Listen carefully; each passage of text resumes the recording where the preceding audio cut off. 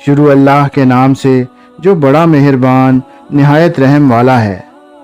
حضرت جابر بن عبداللہ رضی اللہ تعالیٰ عنہ کا شمار جلیل القدر صحابہ میں ہوتا ہے۔ غزوہ احد میں ان کے والد 9 بیٹیاں چھوڑ کر شہید ہو گئے، جن کا جابر کے سوا کوئی کفیل نہیں تھا۔ والد عبداللہ کے ذمے بہت سا قرض بھی تھا، جو اب ان کے نوجوان بیٹے جابر کو ادا کرنا تھا۔ حضرت جابر رضی اللہ تعالیٰ عنہ ہمیشہ قرض کی ادائیگی اور بہنوں کی پرورش کے بارے میں پریشان اور فکر مند رہتے تھے۔ مسلمان رحمت دو عالم صلی اللہ علیہ وآلہ وسلم کی معیت میں غزوہ ذات الرقاع کے لیے روانہ ہوئے۔ جابر رضی اللہ تعالیٰ عنہ بھی ان کے ہمراہ تھے۔ وہ غربت کے مارے ایک انتہائی لاغر اونٹ پر سوار تھے جو چلنے سے انکاری تھا۔ سب لوگ ان سے آگے نکل گئے اور وہ قافلے کے آخر میں رہ گئے۔ رسول اللہ صلی اللہ علیہ وآلہ وسلم کا دستور تھا کہ آپ ہمیشہ قافلے کے پیچھے پیچھے آیا کرتے تھے۔ آپ صلی اللہ علیہ وآلہ وسلم کو جابر کا رینگتا اونٹ نظر آیا تو ان کے قریب گئے اور دریافت فرمایا، جابر کیا بات ہے؟ جابر نے قدر افسوس سے جواب دیا، یا رسول اللہ صلی اللہ علیہ وآلہ وسلم، میرا اونٹ پیچھے رہ گیا ہے۔ رحمت دو عالم صلی اللہ علیہ وآلہ وسلم نے فرمایا، اچھا ذرا اسے بٹھا دو۔ انہوں نے اونٹ بٹھا دیا۔ نبی کریم صلی اللہ علیہ وآلہ وسلم نے بھی اپنی اونٹنی اس کے قریب بٹھا دی۔ آپ صلی اللہ علیہ وآلہ وسلم نے جابر سے مخاطب ہو کر فرمایا، ذرا اپنی لاٹھی دینا۔ انہوں نے لاٹھی پکڑا دی۔ آپ نے لاٹھی سے اونٹ کو چند ہلکی ضربیں لگائیں۔ اونٹ جو بھی تھوڑی دیر پہلے چلنے سے عاری تھا اچھل کر کھڑا ہوا اور بھاگنے لگا۔ اس کے انگ انگ میں چستی کی لہر دوڑ گئی۔ جابر بھاگ کر اس کی گردن سے لٹکے اور سوار ہو گئے۔ اب وہ رحمت دو عالم صلی اللہ علیہ وآلہ وسلم کے ساتھ ساتھ چلنے لگے اور خوشی سے پھولے نہیں سماتے تھے کہ ان کا کمزور اور بے فائدہ اونٹ پہلے کی طرح تیز رفتار ہو گیا ہے۔ حضور اقدس صلی اللہ علیہ وآلہ وسلم حضرت جابر کی طرف متوجہ ہوئے اور چاہا کہ کوئی بات چھیڑیں۔ حضرت جابر رضی اللہ تعالیٰ عنہ عنفوان شباب میں تھے اور جوانی کے تفکرات عموماً شادی اور معاش کے گرد گھومتے ہیں، تو آپ صلی اللہ علیہ وآلہ وسلم نے یہیں سے گفتگو کا آغاز کیا اور پوچھا، جابر شادی کر لی ہے؟ حضرت جابر رضی اللہ تعالیٰ عنہ نے مسکراتے ہوئے جواب دیا، جی ہاں۔ آپ صلی اللہ علیہ وآلہ وسلم نے دریافت فرمایا، کنواری ہے یا شادی شدہ؟ جواب ملا، شادی شدہ۔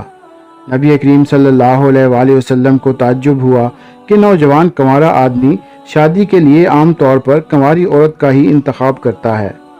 سو آپ صلی اللہ علیہ وآلہ وسلم نے فرمایا، بھلے بندے کنواری عورت سے شادی کرتے جو تم سے کھیلتی اور تم اس سے ہنسی مذاق کرتے۔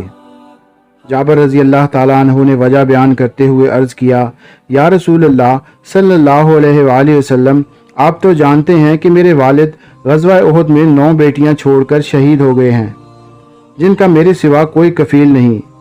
مجھے یہ بات اچھی نہیں لگی کہ میں انہی کی عمر کی کسی نوجوان لڑکی سے شادی کر لوں اور وہ سارا دن آپس میں لڑتی جھگڑتی رہا کریں۔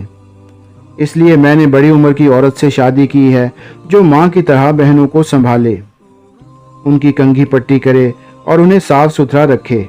رحمت دو عالم صلی اللہ علیہ وآلہ وسلم نے دیکھا کہ ان کے روبرو ایک ایسا نوجوان کھڑا ہے جس نے صرف اپنی بہنوں کی خاطر جوانی کے پرکیف جذبات کی قربانی دی۔ رسول اللہ صلی اللہ علیہ وآلہ وسلم نے جابر کی مالی مدد کرنا چاہی۔ آپ صلی اللہ علیہ وآلہ وسلم نے ایک بار پھر انہیں مخاطب کیا اور فرمایا، جابر اپنا اونٹ مجھے بیچتے ہو؟ جابر سوچ میں پڑ گئے کہ یہ اونٹ ان کا کل سرمایہ ہے۔ پہلے تو یہ لاغر تھا، لیکن نوازش رسول کی برکت سے اب قوی اور مضبوط ہو چکا ہے۔ پھر انہوں نے یہ بھی سوچا کہ رسول اللہ صلی اللہ علیہ وآلہ وسلم کے مطالبے کو رد کرنے کی کوئی گنجائش نہیں، تو انہوں نے جواباً کہا، یا رسول اللہ صلی اللہ علیہ وآلہ وسلم، ٹھیک ہے، بتائیے اسے کتنے میں خریدیں گے؟ تاجدار کائنات صلی اللہ علیہ وآلہ وسلم نے فرمایا، 1 درہم میں۔ حضرت جابر رضی اللہ تعالیٰ عنہ نے حیران ہو کر پوچھا، صرف 1 درہم یا رسول اللہ؟ آپ مجھے گھاٹے میں ڈالنا چاہتے ہیں؟ رسول کریم صلی اللہ علیہ وآلہ وسلم نے بولی بڑھائی، چلو 2 درہم میں۔ نہیں اے اللہ کے رسول، یوں میں خسارے میں رہوں گا۔ رسول اللہ صلی اللہ علیہ وآلہ وسلم قیمت بڑھاتے رہے، حتیٰ کہ بات 40 درہم تک جا پہنچی۔ جابر نے مطمئن ہو کر کہا، اب ٹھیک ہے، لیکن ایک شرط ہے کہ میں مدینہ پہنچنے تک اونٹ پر سوار رہوں گا۔ رحمت دو عالم صلی اللہ علیہ وآلہ وسلم نے اس بات میں جواب دیا۔ مسلمانوں کا قافلہ مدینہ پہنچا تو جابر اپنے گھر گئے اور اونٹ سے سامان اتارنے کے بعد سرور دو عالم صلی اللہ علیہ وآلہ وسلم کی اقتداء میں نماز پڑھنے مسجد گئے اور اونٹ مسجد کے قریب ہی باندھ دیا۔ محسن انسانیت حضرت محمد صلی اللہ علیہ وآلہ وسلم نماز کے بعد باہر تشریف لائے تو حضرت جابر نے کہا، اے اللہ کے رسول، یہ رہا آپ کا اونٹ۔ چنانچہ آپ صلی اللہ علیہ وآلہ وسلم نے حضرت بلال کو حکم دیا کہ جابر کو 40 درہم سے کچھ اوپر دے دو۔ حضرت بلال رضی اللہ تعالیٰ عنہ نے حکم کی تعمیل کی اور 40 درہم سے کچھ اوپر رقم جابر رضی اللہ تعالیٰ عنہ کے حوالے کر دی۔ حضرت جابر رضی اللہ تعالیٰ عنہ نے رقم لی اور یہ سوچتے ہوئے واپس ہوئے کہ اب ان پیسوں کا مصرف کیا ہو، نیا اونٹ خریدا جائے یا گھر کا سامان لیا جائے۔ ادھر رسول اللہ صلی اللہ علیہ وآلہ وسلم نے حضرت بلال سے کہا کہ یہ اونٹ پکڑو اور جابر کو دے آؤ۔